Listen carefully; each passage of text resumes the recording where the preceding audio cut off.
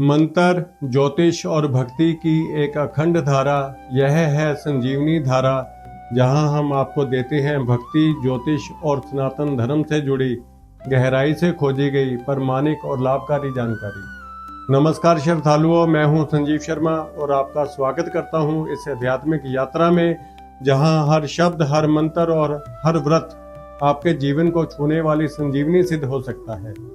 वैशाख मास हिंदू पंचांग का वह पावन काल जब धर्म, तप और पुण्य तीनों अपनी चरम अवस्था में होते हैं। यह मास सिर्फ व्रत त्योहारों का नहीं बल्कि आत्मा को जागृत करने वाली कथाओं का भी मास है। आज से हम शुरू कर रहे हैं वैशाख मास की 5 दिव्य कथाओं की श्रृंखला। हर भाग में आपको मिलेंगी 5 ऐसी कथाएं जो आपके हृदय को छू जाएंगी और जीवन को एक नई आध्यात्मिक दिशा प्रदान करेंगी। तो आइए मन को एकाग्र करें और प्रारंभ करें भाग 1 की ये 5 पावन कथाएं। श्रद्धालुओं, आज हम एक ऐसी कथा में प्रवेश कर रहे हैं जो न केवल हमारे मन को स्पर्श करती है बल्कि आत्मा के भीतर करुणा और धर्म का दीपक भी प्रज्वलित करती है। यह कथा है महाराज शिबी की, जो न केवल धर्म की मूर्ति थे बल्कि करुणा के सागर और त्याग की प्रकाष्ठा के प्रतीक थे। कल्पना कीजिए, एक शांत पवित्र राजसभा सजी हुई है। राजा शिबी अपने सिंहासन पर विराजमान है, मुखमंडल पर तेज, नेत्रों में करुणा और अंतःकरण में धर्म की दृढ़ भावना। उसी समय एक घायल भयभीत कबूतर कांपते हुए सभा में प्रवेश करता है। उसके पंख टूटे हुए हैं, वह थरथरा रहा है और कांपती आवाज में कहता है, राजन, मुझे शरण दीजिए। एक भयानक बाज मेरे पीछे है। यदि आपने मुझे ना बचाया तो मेरा अंत निश्चित है। श्रद्धालुओं, राजा शिबी की आंखों में करुणा उमड़ आई। उन्होंने तुरंत उस छोटे से प्राणी को अपनी गोद में ले लिया और स्नेहपूर्वक कहा, डरो मत पुत्र, जब तक मैं जीवित हूँ कोई तुम्हें छू भी नहीं सकता। पर तभी आकाश से एक तेज गर्जना के साथ शक्तिशाली बाज उतरता है। उसकी दृष्टि तीव्र, स्वर कठोर, राजा, आपने न्याय का उल्लंघन किया है। यह कबूतर मेरा शिकार है, मैं भूखा हूँ, आपने मेरी आजीविका छीन ली। क्या यही आपका धर्म है? अब ध्यान दीजिए श्रद्धालुओं, एक और शरण में आया अबला प्राणी, दूसरी ओर भूख से व्याकुल शिकारी, जिसके पास भी जीने का अधिकार है।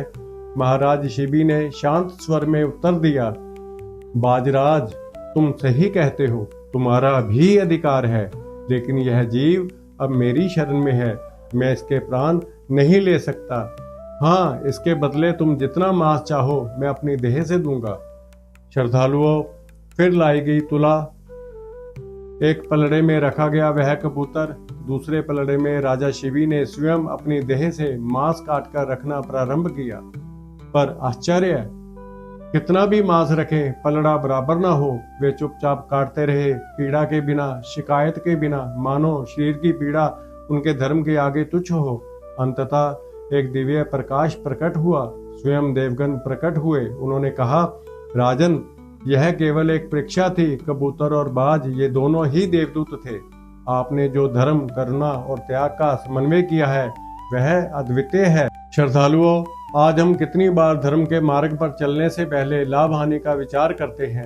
राजा शिबी ने अपने शरीर का बलिदान देकर हमें सिखाया, धर्म कोई तर्क नहीं, धर्म एक संकल्प है। धर्म केवल पूजा नहीं, वह आचरण है। और जब धर्म के समक्ष शरीर छोटा पड़ जाए तभी वह सच्चा धर्म कहलाता है। आइए इस पावन कथा से हम यही संकल्प लें कि जब भी किसी को हमारी शरण की आवश्यकता हो, जब भी हमें करुणा दिखाने का अवसर मिले, हम राजा शिबी की तरह धर्म को सर्वोपरि रखें। बलिदान ही सच्चा धर्म है और वही सच्ची भक्ति है। यह थी राजा शिबी की धर्म परायणता की जीवंत कथा। श्रद्धालुओं, आइए अब सुनते हैं वैशाख मास की दूसरी पावन कथा, महाबली भीम और आत्मा के स्नान की कथा। कल्पना कीजिए, वनवास का समय है। दूर घने जंगलों के बीच धूल दूषित पथ, थके हुए पांव और महाभारत के परमवीर पांडव तप, संयम और साधना में लीन। हर भोर ब्रह्म मुहूर्त में युधिष्ठिर, अर्जुन, नकुल और सहदेव उठते हैं, निर्मल जल से स्नान करते हैं, हाथों में जपमाला, अधरों पर मंत्र और हृदय में ईश्वर के प्रति अपार भक्ति का भाव। लेकिन एक व्यक्तित्व है जो यह सब देखकर स्तब्ध है, महाबली भीम। वो जिनकी गदा से राक्षस कांपते थे, वो वीर जो युद्ध भूमि में पर्वत सा अडिग रहता था, अब इन मौन साधकों को देखकर सोच में पड़ गया है। एक दिन भीम मुस्कुराकर युधिष्ठिर से पूछते हैं, भैया ये सब क्यों? ना इससे युद्ध जीता जाएगा, ना भूख मिटी है, बल्कि शरीर और थक जाता है। फिर क्यों ये व्रत, ये तपस्या, ये स्नान? युधिष्ठिर ने शांत स्वर में उत्तर दिया, भीम यह वैशाख मास है। इस महीने का तप साल भर की सारी मलिनताओं को धो देता है। जैसे शरीर को जल से स्नान चाहिए, वैसे ही आत्मा को चाहिए संयम, उपवास और भक्ति का स्नान। हम केवल शरीर नहीं है भीम, हम आत्मा हैं और आत्मा की स्वच्छता ही सच्ची शक्ति है। श्रद्धालुओं, भीम जो रणभूमि में कभी विचलित नहीं हुए, उस दिन आत्मा की इस गूढ़ भाषा को सुनकर मौन हो गए। कुछ भीतर हिल गया, कुछ टूट गया, कुछ नया जन्म ले लिया। और उसी दिन से महाबली भीम के हाथों में गदा के साथ जपमाला भी आ गई। उनके हृदय में अब केवल युद्ध की गर्जना नहीं, भक्ति की ध्वनि भी गूंजने लगी। यह कथा केवल इतिहास नहीं, यह आंतरिक प्रेरणा है। वैशाख मास का यही सार है। शक्ति केवल बाहुबल से नहीं, आत्मबल से आती है। जब भीम जैसे पराक्रमी योद्धा भी व्रत और तप की महिमा को स्वीकार कर लें, तो हम क्यों ना अपनी दिनचर्या में थोड़ा संयम, थोड़ा उपवास और थोड़ी भक्ति जोड़े। क्या हम भी तन के साथ साथ मन और आत्मा को स्नान नहीं करा सकते? यही है वैशाख मास का चमत्कार, जो बाहरी वीरता को भी आंतरिक भक्ति में परिवर्तित कर देता है। आइए बढ़ते हैं अगली प्रेरणादायक कथा की ओर। श्रद्धालुओं, अब प्रस्तुत है वैशाख मास की तीसरी पावन कथा, सावित्री और सत्यवान की वह गाथा जो नारी शक्ति, तप और श्रद्धा का जीवंत उदाहरण है। कल्पना कीजिए एक शांत हरी भरी वनभूमि, जहाँ वट वृक्ष की घनी छाया में एक तेजस्विनी स्त्री हर दिन उपवास, ध्यान और मंत्र जप में लीन है। उसका नाम है सावित्री। सौंदर्य में अनुपम, पर भक्ति और संकल्प में उससे भी महान। वह राजकुमारी है, पर जीवन का मार्ग किसी सहज रेखा सा सीधा नहीं। उसने अपने जीवन साथी के रूप में चुना सत्यवान को, जिसके विषय में पहले ही कहा गया था, इसके प्राण 1 वर्ष में समाप्त हो जाएंगे। श्रद्धालुओं, सोचिए कितनी निडर होगी वह नारी, जो मृत्यु की भविष्यवाणी से नहीं डरी, बल्कि प्रेम, विश्वास और धर्म के बल पर स्वयं मृत्यु को चुनौती देने को तत्पर हो गई। वैशाख मास के दिन थे। सावित्री वट वृक्ष के नीचे बैठती, भूखी प्यासी पर अडिग, एक निष्ठ भाव से व्रत करती, प्रेम में डूबी पर धर्म से जुड़ी। फिर आया वह दिन जिस दिन यमराज स्वयं सत्यवान के प्राण लेने आए। वन में अंधकार फैल गया। सत्यवान के शरीर से जीवन का प्रकाश लुप्त होने लगा, पर सावित्री न रोई, न डरी, न टूटी। वह उठ खड़ी हुई और यमराज के पीछे पीछे चल दी, अपने पति के प्राणों को वापस लाने के लिए। श्रद्धालुओं, यमराज ने बार बार रोका, पर सावित्री धर्म की बात करती रही, विवाह के संस्कारों की मर्यादा समझाती रही और प्रेम की ऐसी प्रकाष्ठा दिखाई कि स्वयं यमराज को उसका आदर करना पड़ा। यमराज बोले, जो चाहे वर मांग ले, पर सत्यवान के प्राण नहीं। सावित्री मुस्कुराई और बोली, तो मुझे संतान का वर दीजिए। यमराज ने वर दिया, पर तुरंत ठिठक गए, बिना पति के संतान कैसे? अब यम स्वयं अपने वचन में बंध गए। धर्म का नियम, वचन की मर्यादा, और यही हुआ जो अद्भुत चमत्कार, मृत्यु पर प्रेम और धर्म की विजय। यमराज मृत्यु के देवता सावित्री को उसका सत्यवान लौटा देते हैं।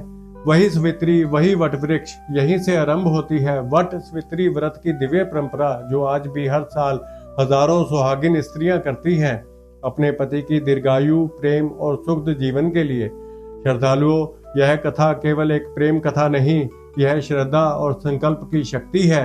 यह नारी के तप, प्रेम और धर्म को समर्पित है। जब एक स्त्री अपने संकल्प और धर्म से मृत्यु को भी मोड़ दे, तो हम भी अपने जीवन की कठिनाइयों को भक्ति, धैर्य और विश्वास से जी सकते हैं। आइए इस प्रेरक कथा से यही सीख लें कि प्रेम यदि धर्म से जुड़ा हो तो वह मृत्यु को भी पराजित कर सकता है।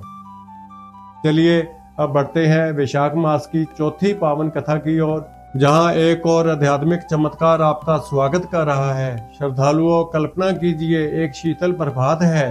सूर्य की पहली किरणें गंगा की लहरों पर पड़ती हैं और वह जल नहीं अमृत की धार जैसा प्रतीत होता है।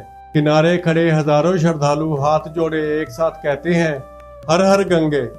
यह दृश्य केवल बाहरी स्नान का नहीं, यह है आत्मा के मैल को धोने का पर्व वैशाख पूर्णिमा।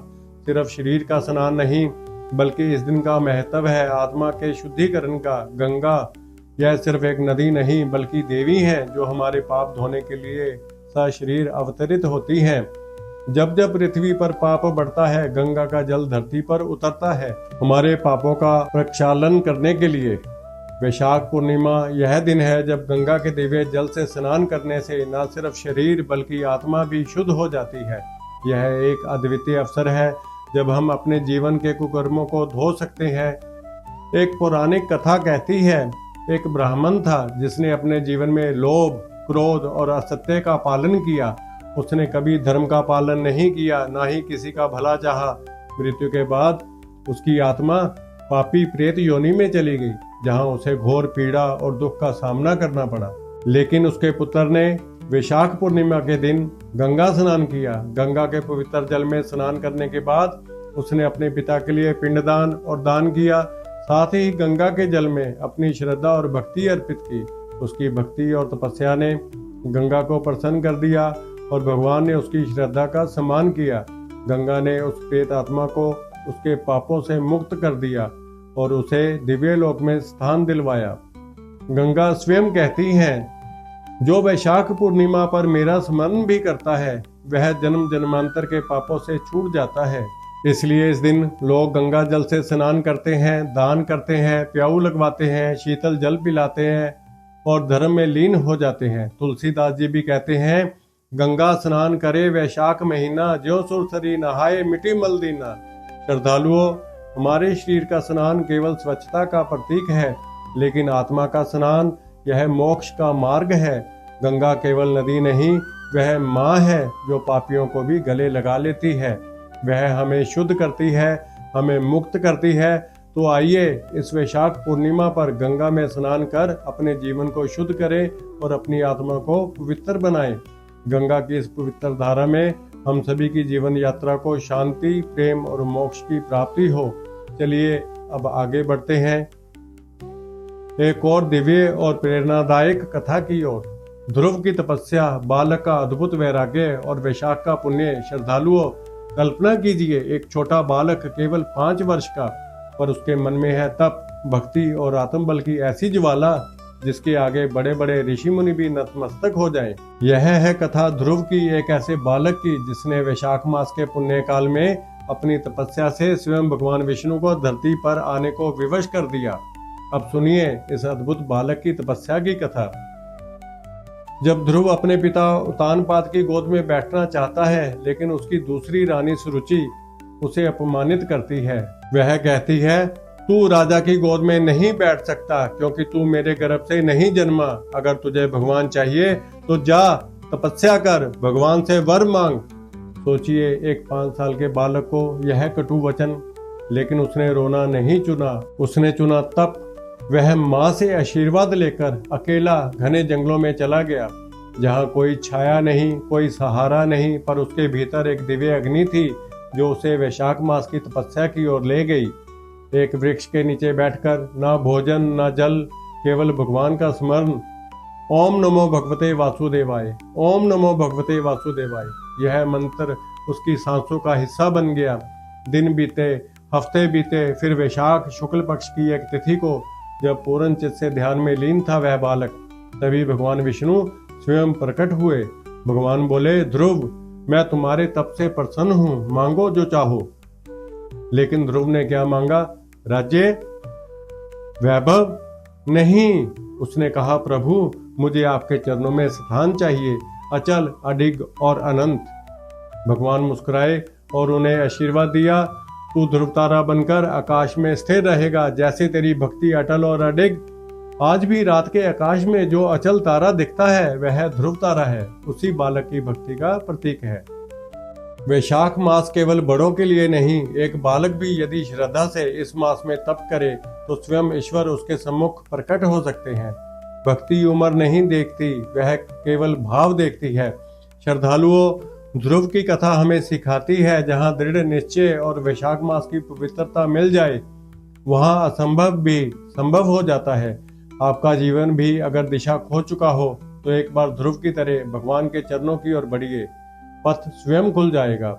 श्रद्धालुओं, इन पांचों कथाओं ने हमें यह सिखाया कि धर्म के मार्ग पर चलने वाले का शरीर चाहे बालक का हो या राजा का, जब तक उसके भीतर भक्ति, बलिदान और आत्मबल है तब तक वह ईश्वर के सबसे निकट है। वैशाख मास केवल एक समय नहीं, यह एक साधना है, एक अनुभूति है, जहाँ हमारे भीतर का अंधकार प्रकाश में परिवर्तित होता है।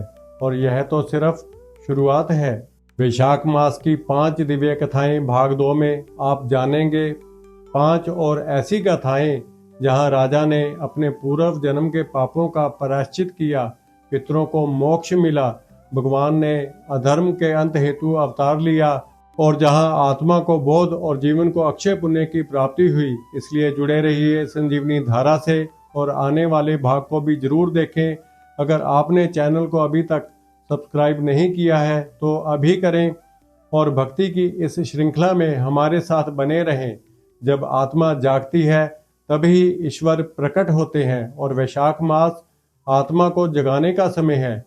जय श्री हरि, जय मां गंगे, जय धर्म।